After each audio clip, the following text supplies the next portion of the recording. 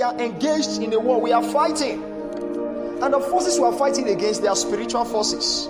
They are not physical forces.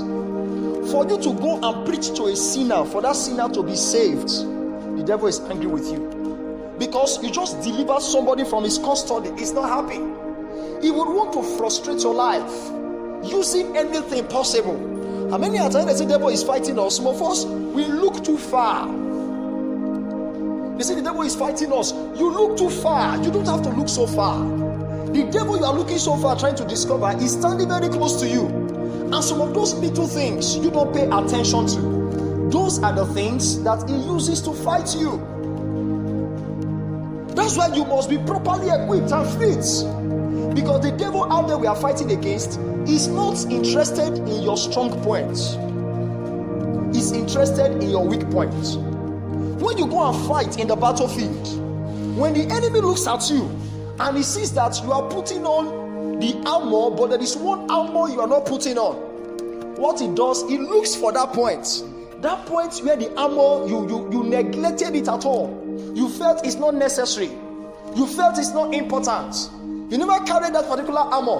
When the enemy sees that you refuse to carry that armor, he begins to target that point.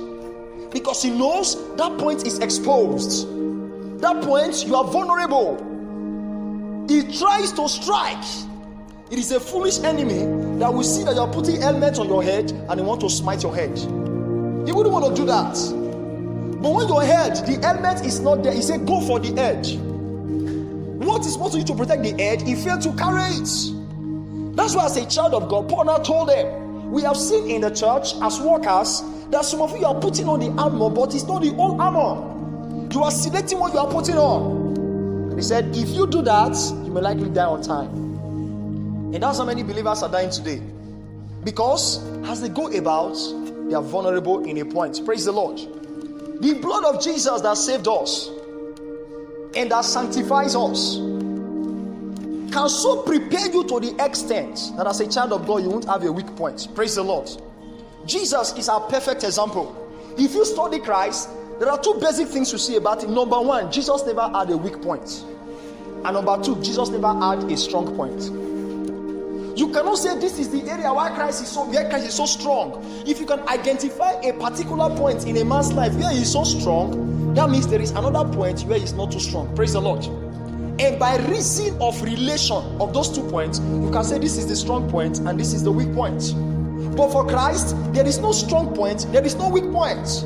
There is no point of his life where he is vulnerable. That's why no fault could be found in him. But today we have believers who say, this is my weak point, this is my strong point. Yeah, as a man in the flesh, you have a strong point, you have a weak point. But when you become born again, you become saved. That power that saved and redeemed you from the world is also capable of taking care of your weak points. So that you come to a point where weak point is no longer part of your life. Praise the Lord. So Paul told them, put on the whole armor of God. What is the reason? Verse 11. That he may be able to stand against the wiles of the devil. There is no smartness about it. The scriptures give us the answer to every question we have in our hearts. As Paul gave instruction, he gave them the reason why he's giving the instruction. Put on the whole armor of God. Paul, why are you asking us to do that? So that you'll be able to stand against the wiles of the devil. If there is a particular armor lacking in your life, you will not be able to stand against the wiles of the devil. The only way you can do that and stand successfully is when you put on the whole armor. And then he made them understand in verse 12. We are wrestling. The church understood that. He said, but our wrestling is not against flesh, it's not against blood. It's not with our brethren. Some of us, we are so good in fighting ourselves. We specialize in fighting ourselves. But we are getting it all wrong. We have a common enemy, and that's the devil. We are to unite together as one to fight against that devil. But we are so good in fighting ourselves, but we don't know how to fight the devil. He said we are wrestling not against flesh, not against blood, but against principalities, against powers, against the rulers of the darkness of this world, There is a dark part of this world that a physical man cannot see.